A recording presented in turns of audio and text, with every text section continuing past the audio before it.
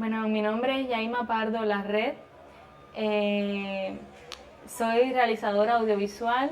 Me gusta llamarme videasta porque nunca he cogido una cámara de cine en mis manos, solo he cogido una de video, entonces yo me siento videasta.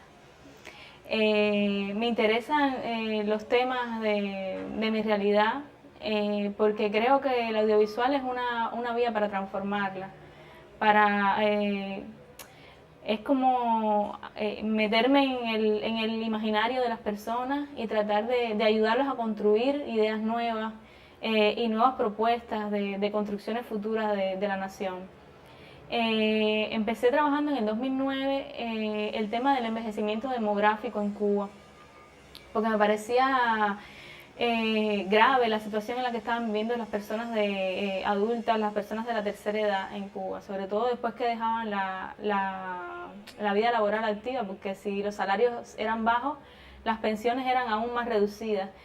Entonces, esa realidad me llevó a pensar que no solo en Cuba eran las personas las que estaban envejeciendo, todo estaba envejeciendo. Envejecían las relaciones, los tejidos sociales, envejecían los mismos mecanismos de participación social en los que ya las personas no creen en esos mecanismos. Entonces me parece que las estrategias deben ser buscar nuevos mecanismos de participación o cómo atraer a las personas para volver a creer en que sus acciones pueden transformar la vida y la Cuba del futuro. Entonces, eso me interesó con el documental, este segundo que viene siendo el documental offline.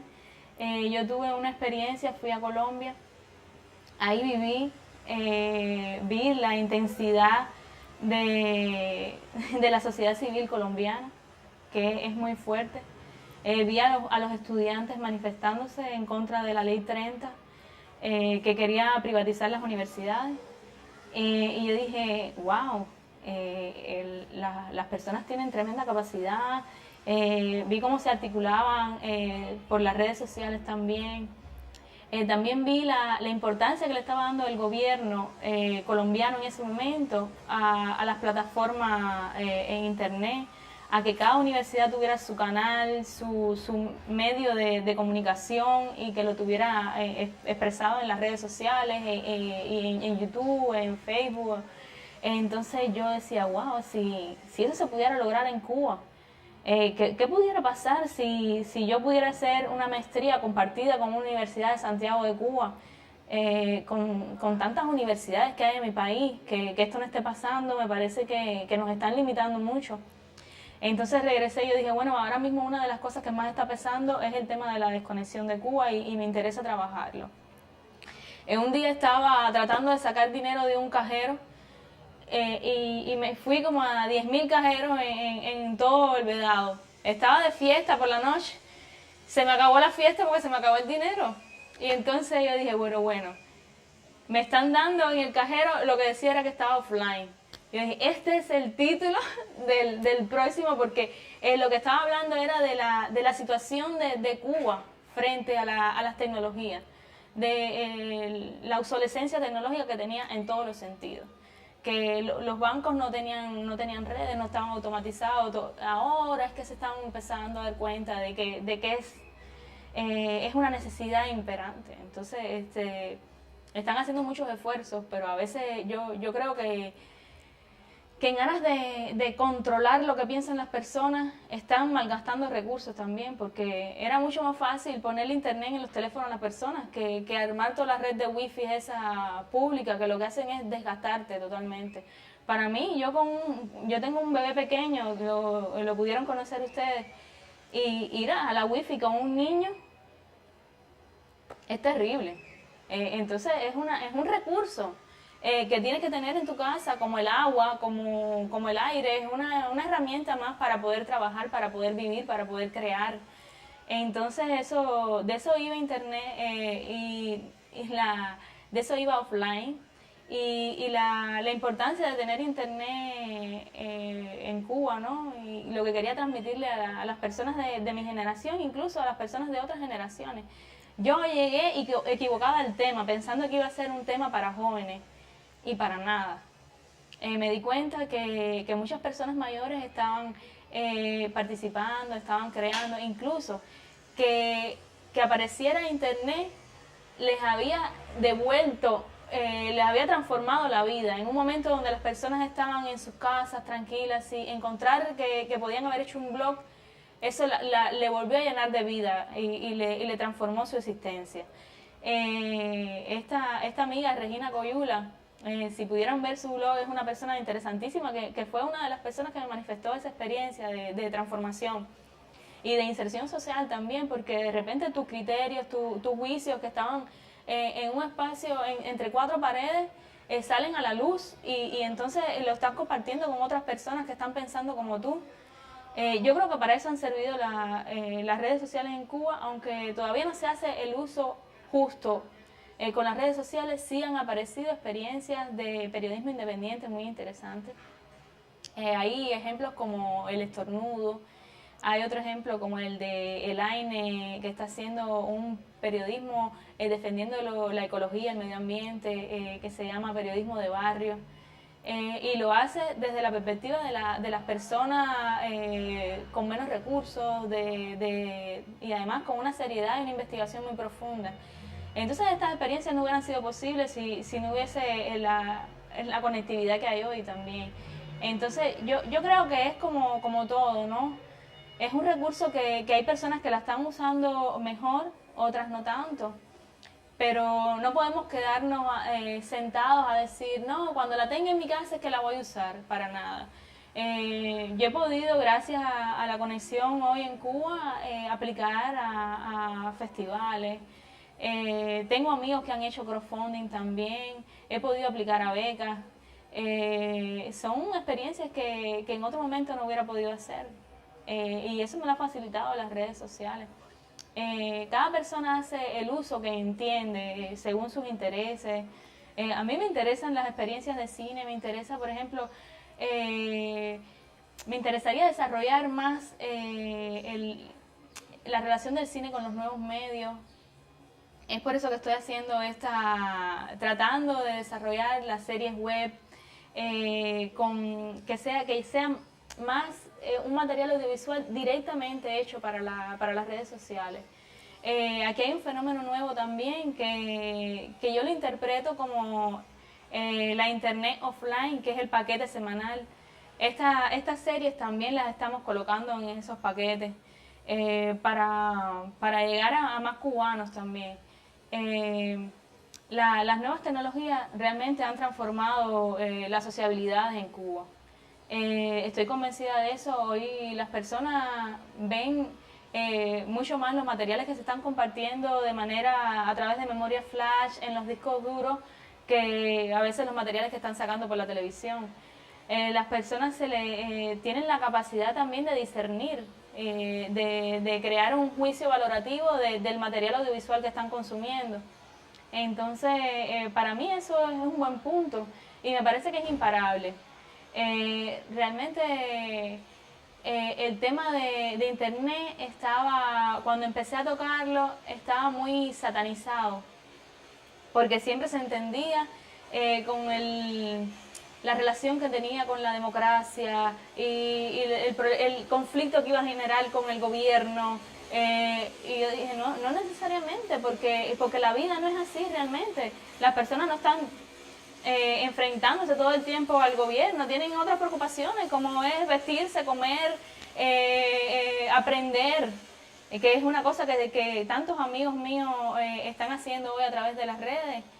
Tantas personas que no han estudiado cine ni nada aprenden con un tutorial a trabajar el Premiere o el Final o el programa que sea.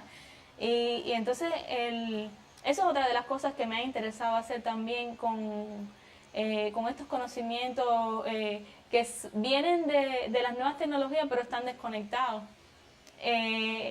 Es ver cómo uno puede transmitir la autonomía. y los fenómenos que te hacen más creativo, más participativo, y al final es porque eso te hace crecer como ser humano, como persona. Son crecimientos ontológicos lo que se busca también cuando uno va a las redes. Pero bueno, hay otras personas que no les interesa eso, lo que les interesa es consumir, y también lo hacen y es lícito y es bueno que se diviertan en las redes o que se comuniquen con sus primos, con sus hermanos, con personas que no están en Cuba, y se crean también esos espacios de encuentro, que uno aspire a que la gente participe o quiera, genere más comentarios, ideas. Eso es una cosa que no sucede en todos los lugares del mundo, eso no es exclusivo de Cuba.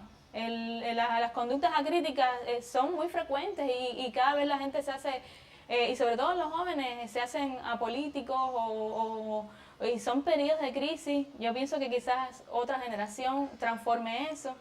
Pero yo creo que sí, que las personas tienden a querer lo mejor para ellos y para su familia y para sus sociedades independientemente. A veces sí me preocupa que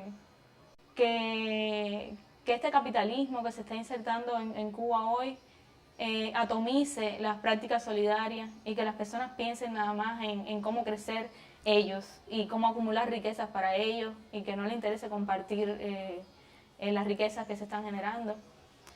Pero bueno, también suceden otras cosas, ¿no? Como hay fenómenos interesantísimos como lo que está pasando, por ejemplo, con las familias que tienen los cubanos en Miami, en la Florida, que si tienen un teléfono que ya no están usando, lo mandan para acá y entonces se reciclan las tecnologías y cosas y aquí se le da buen uso porque no nos hace, realmente las cosas de última tecnología no nos hacen falta. Lo que nos hacen falta son buenas ideas. Y esa es otra de las cosas que te comentaba que intentaba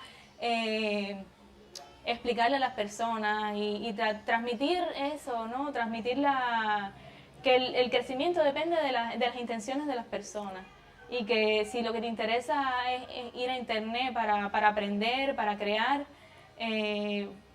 también lo puedes hacer sin internet, con los conocimientos que te puedan traer. Muchas veces yo le he dicho a mis amigos, oye, descárgame tal aplicación, o por favor, mira, hay una planilla que no puedo acceder, descarga, que está en online, y yo la lleno aquí y después me la mandan. Yo he tenido la suerte que me han apoyado muchas personas también, pero es también porque sé lo que necesito. Y entonces es más fácil ayudarme también. Hay personas que no saben lo que quieren. Y entonces de eso también va el trabajo de uno. A veces mi trabajo ha sido trabajar con mujeres y enseñarles experiencias desde el cine o enseñarles a producir. Las mujeres somos muy buenas haciendo producciones porque es como lo que hacemos en los espacios, en el hogar, es más o menos es lo mismo que se hace en una producción en el cine, es compartir los recursos, ver que el dinero te alcance lo más posible. Entonces me ha ido muy bien trabajando y enseñándole lo que sé a las otras personas. Y eso me gusta muchísimo porque sé que hay personas que estaban muy quejándose todo el tiempo de que Cuba, que qué mal estamos, que no sé qué. Y cuando encontraron algo positivo, algo que los hacía realizarse, decidieron quedarse en Cuba o por lo menos fueron más felices. Y de eso va también internet, ¿no? De encontrar cosas que te gusten o personas que te enseñen cosas que tú dices, óyeme, eso es lo que me hubiera gustado hacer toda la vida. Entonces también en el cine encuentro eso, encuentro muchas personas que después son mis amigos toda la vida o mucho conocimiento también que compartir. Es sobre todo eso y eso es muy afín a lo que pasa con las redes sociales. Mi comportamiento por excelencia es muy social. Yo no puedo estar sola, ni puedo trabajar sola. Yo tengo siempre que estar con equipos y con personas que entienden la vida como yo la entiendo. De eso va mi trabajo también. A veces yo cuando estoy formando un equipo al inicio le explico, mira, esto va a ser como un país, va a ser nuestro pequeño país, y nos tenemos que respetar los criterios, tenemos que discutir las cosas entre nosotros y llegar a conclusiones, porque este país tiene que crecer y que terminarse. Me preocupan mucho las experiencias inconclusas, el subdesarrollo, y entonces los trabajos van hacia eso, hacia cómo se genera desarrollo, cómo podemos crecer, y de repente en internet encontraba todas esas respuestas también. Mira, en Cuba no existe una política para iluminar el país con internet. Eso no existe. Lo que se están haciendo es como tapando huecos todo el tiempo. Y tú dices, bueno, y en el campo, ¿qué está pasando en las zonas rurales? Es muy incoherente pensar que el país quiere desarrollar la agricultura, no sé qué, pero Internet no está llegando a esos campesinos, o no le están enseñando a esos campesinos las potencialidades que puede tener si ellos mismos comercializan sus productos desde las redes sociales y no tienen y evitan ¿cómo se llama? Una persona que los estafe al final, porque lo que hacen es comprarle sus productos súper baratos y venderlos súper caros. Y entonces yo podía estar comiendo unos mangos mucho mejores de lo que me estoy comiendo y lo que le estoy comprando a mi hijo si se lo comprara directamente al productor. Por ir para allá, como experiencias como esa, me preocupa mucho que Internet no llegue a los niños. Entonces hay generaciones que se están quedando fuera de ese acceso. Tiene que haber Internet en los parques, pero tiene que haber un Internet gratis. Tiene que haber una política pública que regule precios para internet, porque todo el mundo no tiene la misma capacidad económica para pagar esos precios. Hay zonas, por ejemplo, las zonas Wi-Fi se concentran en estas áreas del Vedado, de Centro Habana, que son las más favorecidas al final. Cuando te vas a zonas más de La Habana más profunda, hacia allá, van disminuyendo esos puntos Wi-Fi. Por suerte también las personas tienen estrategias de resistencia y se crean redes, las personas colocan sus nanos, pero también se ve esa precariedad. Cuando vas caminando hacia allá no tienen la misma tecnología que los muchachos que están aquí en El Vedado, en Centro Habana. Entonces, esa desigualdad me preocupa porque supuestamente un país que está construyendo un sistema socialista está generando mucha inequidad al iluminar al país con internet. Entonces yo creo que se debe pensar una estrategia que resuma no solo la parte económica, sino también atienda a la parte social, la parte política, al ser humano que está conectándose detrás de ese teléfono, detrás de esa computadora. Y me imagino lo que pudiera ser un sistema de salud como el cubano, atendiendo por internet a una persona de la tercera edad, que le pregunte diariamente cómo están sus niveles de azúcar, la presión, todas esas cosas se pudieran estar haciendo y no se hacen. Entonces me parece que estamos como desaprovechando todos esos recursos o llegando muy tarde a eso. Y esa lentitud, esa tardanza que está va a costar caro para el desarrollo del país. Va a costar muy caro y yo creo que se lo están sintiendo ahora mismo. El país no va a crecer solo poniendo tele. Eso no, ni es el país que yo quiero tampoco para criar a mis hijos o para las futuras generaciones, no, porque eso también genera inequidad. Lo que está pasando ahora es penoso realmente. Y además la mayoría de los turistas no tienen esas experiencias. Eso va a suceder para muy pocas personas. Esos hoteles de super lujo y esas cosas no sé, yo me imaginaba un país más parecido a la Cuba que yo viví cuando niña. Ya te digo, lo que con más libertades individuales,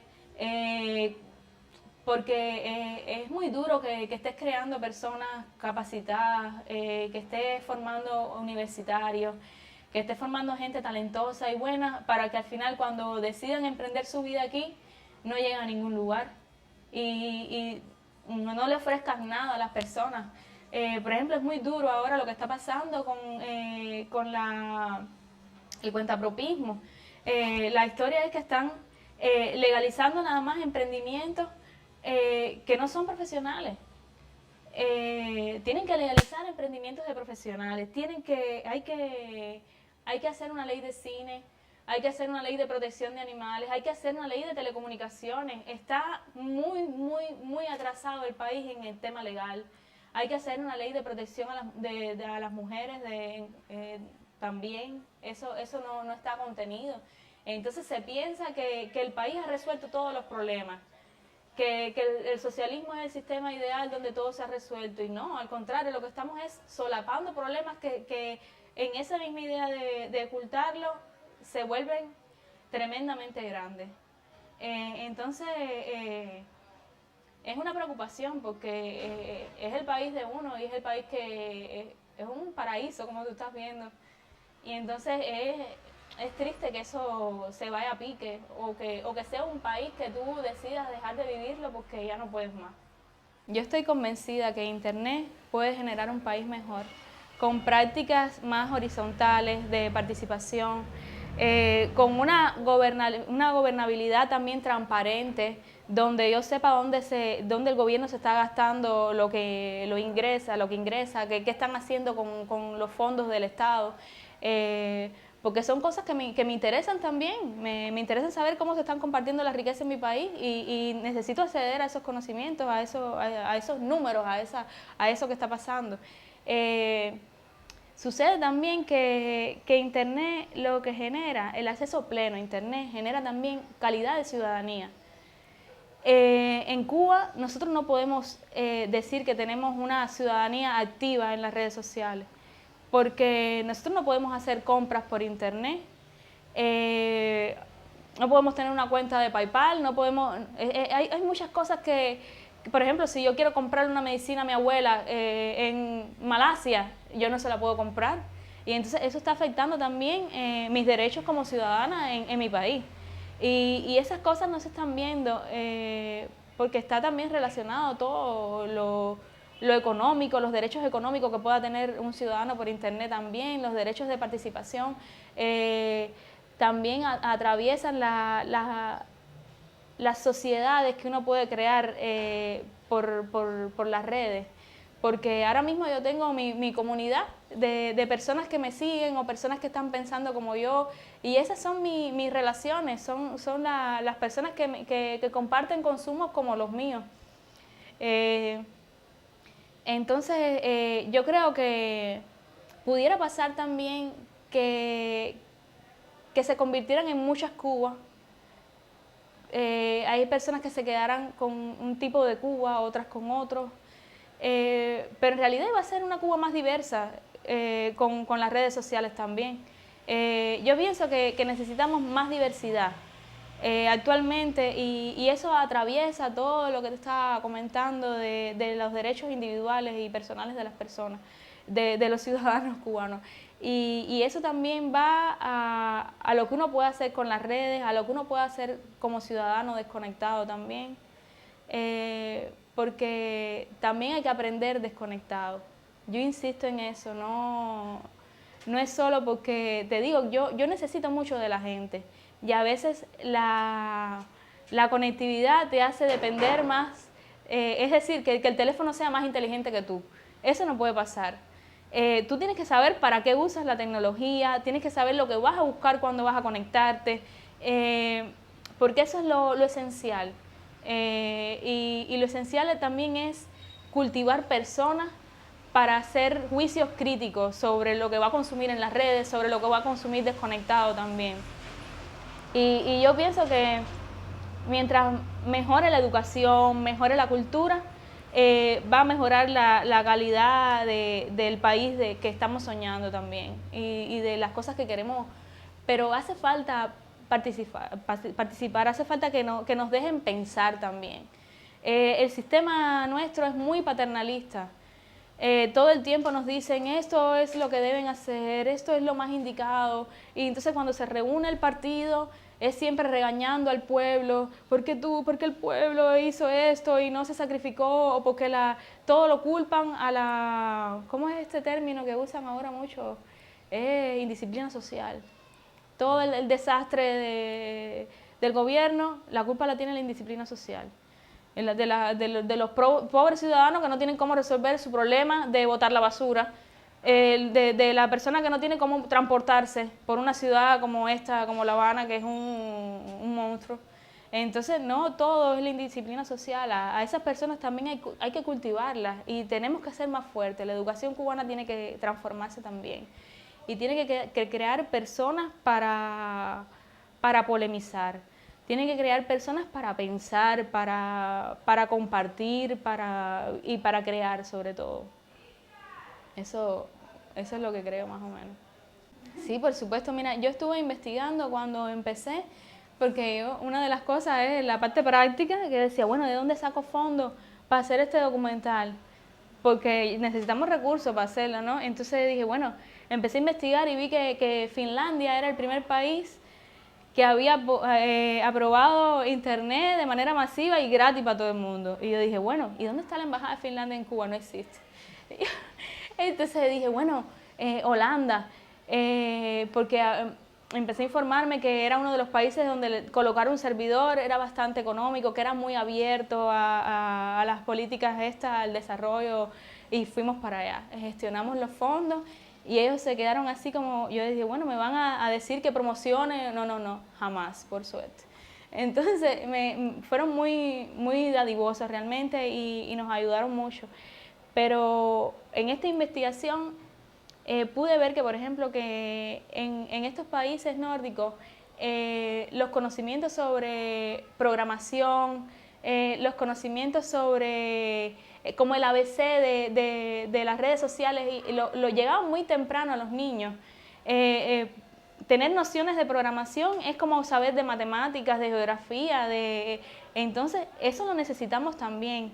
Ver cómo nuestros niños entienden eso, porque por ejemplo lo que pasa ahora también es que un jefe en una empresa cubana está trabajando un tema de programación y no sabe qué le va a pedir a los programadores porque no entiende cómo funciona eso. Y yo creo que eso es lo que está pasando, que como hay como están dirigiendo personas de otra generación, no entienden cómo establecer esas políticas. Yo creo que existe una desconfianza de lo que podemos hacer con las redes sociales. Todavía no se está seguro de darnos esas capacidades para crear. Y eso es lo que está obstaculizando el desarrollo de las políticas.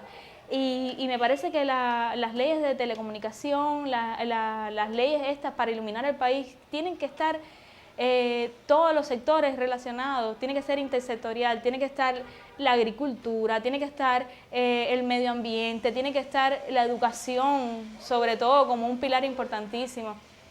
Todos los ministerios tienen que estar aportando a esas construcciones. Porque si no, no va a ser la que necesitamos, ni la que necesita el país.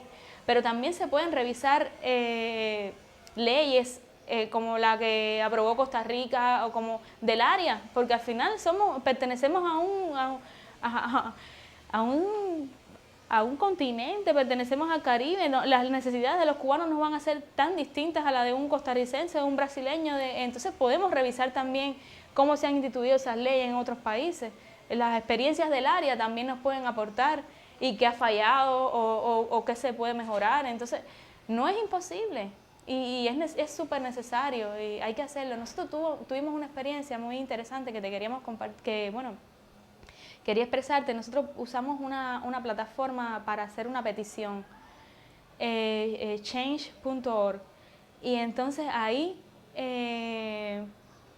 mandamos una solicitud al Ministerio de Comunicaciones para que hicieran precios justos en Internet. Eso fue viral, la gente empezó a escribir, los cubanos de todo el mundo empezaron a participar, a escribir por qué querían que Cuba bajaran los precios, por qué necesitaba Cuba conectarse. Pero fue súper polémico porque entonces enseguida nos empezaron a atacar, a decir que el tema de la conectividad en Cuba no era culpa del presidente cubano, sino que era culpa del presidente de los Estados Unidos. Y entonces siempre esa historia de culpar, de buscar un enemigo, eso también lastra. Al final la Cuba la estamos haciendo nosotros, la estamos viviendo nosotros y no podemos vivir eternamente en esa paranoia de plaza sitiada, porque eso también amedrenta, también te paraliza. Entonces, al contrario, lo que hay que hacer es imponerse a todas nuestras escaseces, y tratar de buscar soluciones viables para masificar la internet y para que las personas puedan hacer su uso de sus medios, porque es un derecho que les corresponde y es una garantía para generar una ciudadanía mejor.